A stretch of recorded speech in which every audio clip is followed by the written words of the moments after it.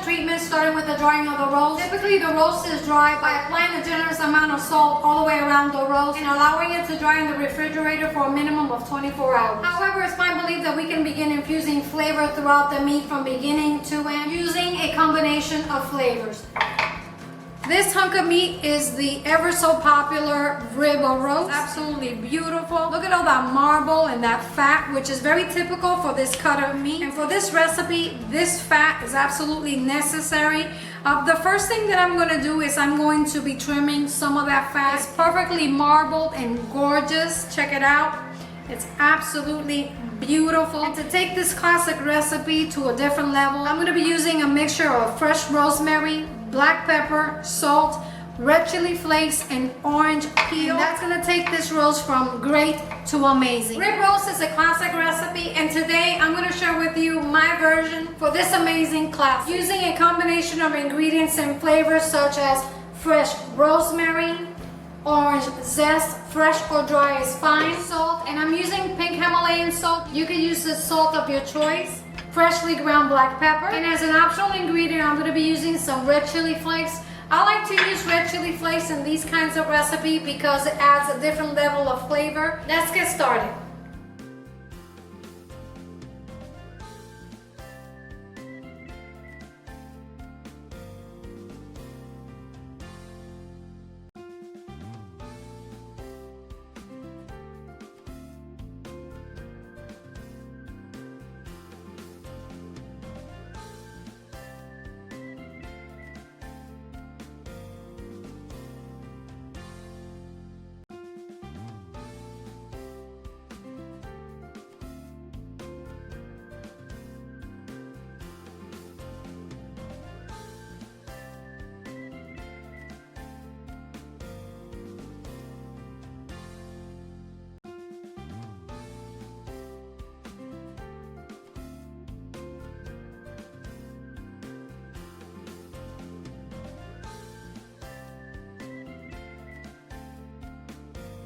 This roast weighs a little bit over 6 pounds, and the seasoning mixture we made is enough to season a 7-pound roast, which is going to be more than enough for this roast. But first I'm going to trim some of that fat, and I'm going to be using that fat later on.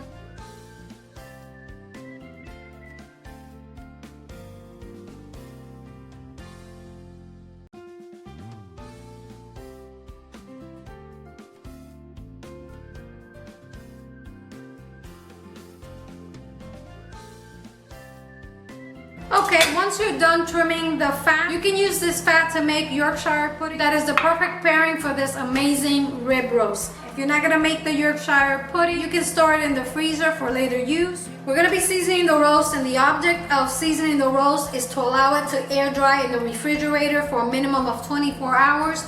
The longer you leave it in the refrigerator, the more water we're gonna be able to extract from the roast. And also, since we're gonna be using a mixture of seasonings, it's also gonna allow for all those flavors to infuse and penetrate and flavor our meat from the inside out, from beginning to end. Okay, let's go ahead and season our roast. Look how beautiful it is. It's absolutely lovely. Basically what I'm gonna do is I'm gonna coat the roast with our mixture all over and all sides. I'm gonna place it in the refrigerator to air dry for a minimum of 24 hours. How long you dry the meat is really up to you. In my case, I'm gonna dry it for about 5 days.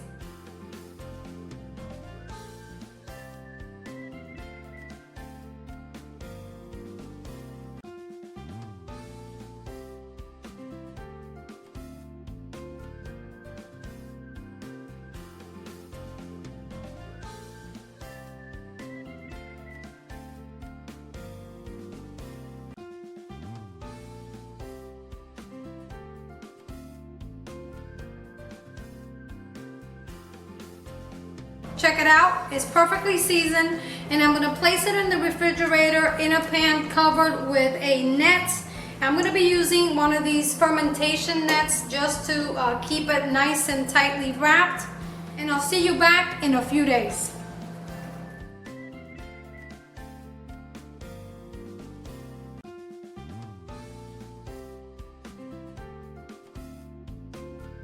Okay, you guys, check it out. Here is our roast after 7 days of curing it. And remember, you can cure this for a minimum of 24 hours.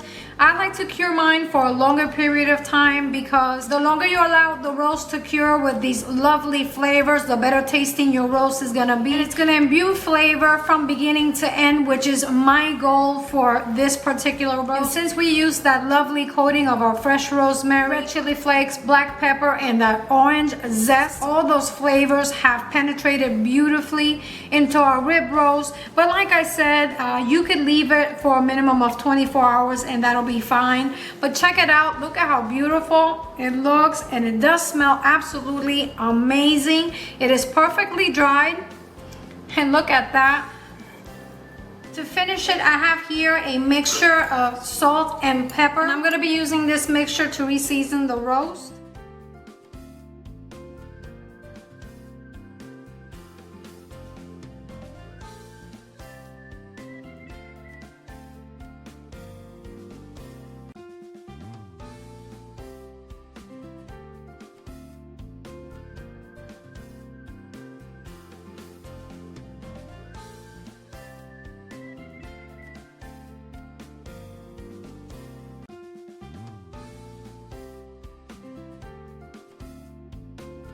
To monitor the internal temperature of the roast, I will be using a digital thermometer like this one. In the description box below, I'll leave the information with the link of the digital thermometer that I'm using. This is very important, especially if you're like me and you prefer your roast medium done. For me, the target internal temperature is between 120 and 122 degrees.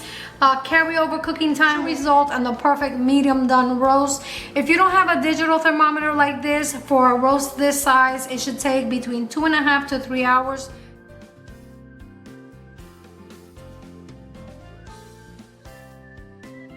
Okay, the roast is ready for the oven. I'm placing it in a cold oven, and I'm going to turn the temperature to 250 degrees and allow it to roast until it reaches an internal temperature between 120 and 122 degrees.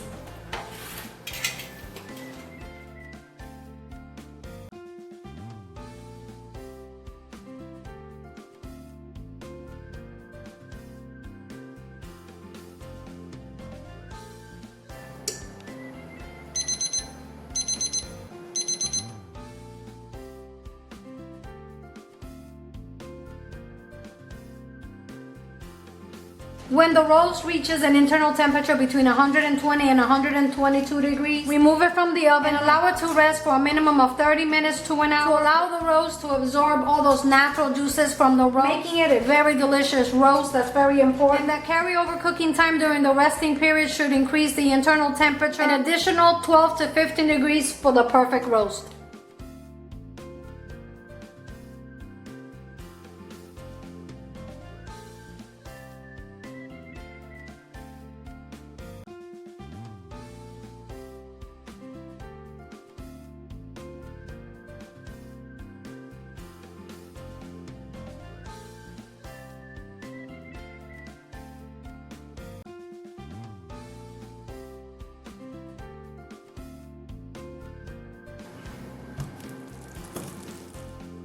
In the pan, I have some extra virgin olive oil and unsalted butter.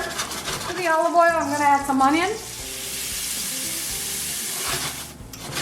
And I'm cooking the onions until they become translucent, about 2 minutes. In the meantime, I'm preheating the oven at 550 degrees to finish the roast. After about 2 minutes, we can add the red chili flakes.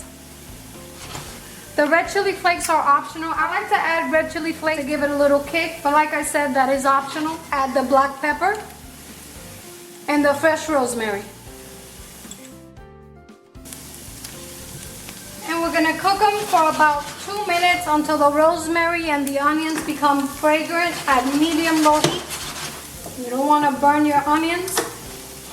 Basically extracting all that goodness and all that wonderful flavor. When the onions are ready, we can sprinkle the cornstarch and immediately add the beef broth.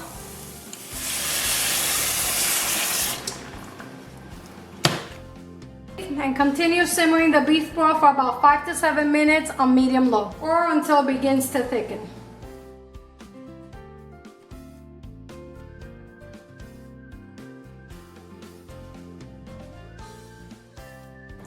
I'm keeping the roast in the oven, preheated at 550 degrees for about 10 minutes until it begins to get nice and golden brown over the top. And if it starts to smoke a little bit, don't be alarmed. That's due to the herbs and spices on the top of the roast. That's perfectly okay. Just make sure you keep an eye on it so we don't burn it.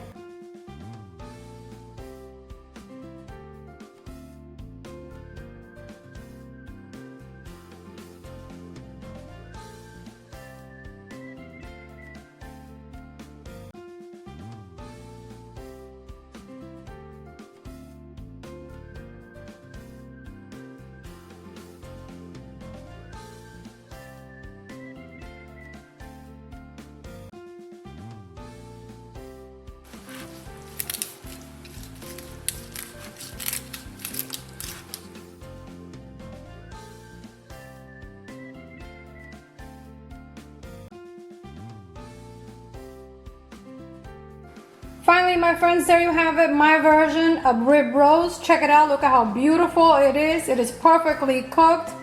Take a look at that bark. It's absolutely amazing. And I'm serving it with my Yorkshire pudding, horseradish sauce, and our homemade jus. And it's finally time to taste this delicious rib roast that we prepared using some herbs and spices. And although this recipe is very classic and very simple to make, it is the perfect meal for a special occasion. As a side dish for our rib roast, I prepared my version of the Yorkshire pudding, which is the perfect pairing for this rib roast, along with the horseradish sauce and a jus. Let's try it. It cuts like butter. It is tender and juicy.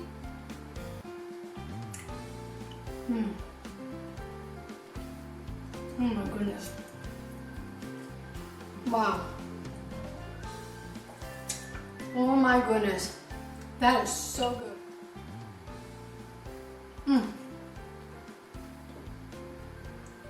My goodness, it's so tender and juicy and flavorful. You can taste the pepper, the rosemary, the orange zest all the way throughout. Absolutely delicious. The longer you cure the meat, the better tasting your roast will be. Typically, it's recommended that you dry it for at least 24 hours. I dried mine for 7 days and it was worth the wait. It's so tasty and juicy and delicious. Friends, if you like this recipe, give me a thumbs up. Leave your comments down below. I always read and answer all your comments. Activate the notification bell so you don't miss out on any of my delicious video recipes like this one. And until next time, I'm Evita, cooking at the rhythm of my heart. Buen provecho y hasta la próxima. Let's try a little bit with the horseradish sauce, which is amazing. Dip it in the sauce. Wow. My goodness. Delicious. You really have to try it.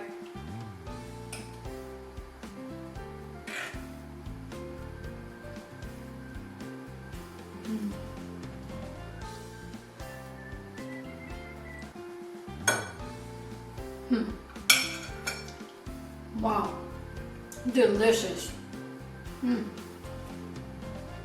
Oh my goodness.